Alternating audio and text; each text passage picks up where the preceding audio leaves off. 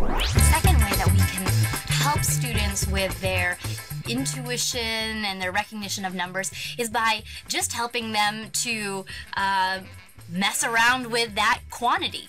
So let's look down here at the colored discs.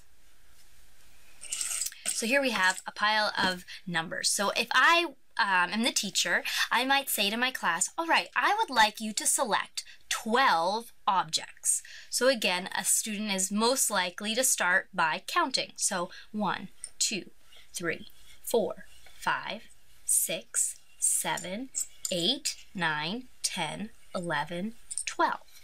We put these aside. So they take their 12, and I say you can arrange them into any form that you would like. You can make it into a rectangle, you can make it into a couple rectangles. Just see what kind of designs you can make with the quantity 12.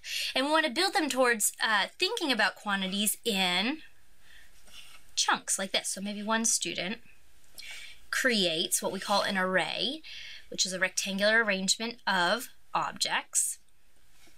And they say, oh, Mrs. Knight, I can make 12 by creating 2 rows of 6.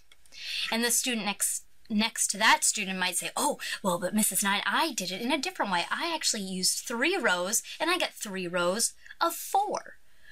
Or maybe the student next to them says, well, I actually made it in 2 groups. I have a square and 3 more, so I have 9 and 3. Or this, I mean, there's so many different variations. We could split it into 2 equal groups of 6 and 6, 8 and 4. One student who maybe wants to be extra clever might say, oh, I have a rectangle. It's just one big long line of 12 objects. And that's true. That's also an array. It's just a 1 by 12 array. So this very open-ended play with number quantities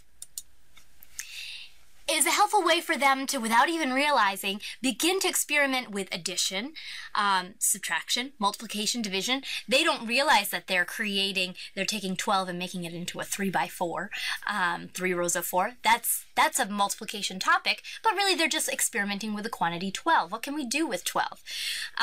More open-ended than the 10 frames, which we talked about before, but also gives us a little bit more flexibility to think about larger numbers or numbers in more diverse manners. So that is arrays. That may seem very open-ended right now, but that's okay at very early stages. In later stages, we actually can use arrays in a very structured manner to talk about addition problems, or we can talk about multiplication problems. So just because we allow them to work in an open-ended way at the beginning doesn't mean that that's our ultimate goal. And actually, it tends to work that way. The beginning is always more open-ended than the end.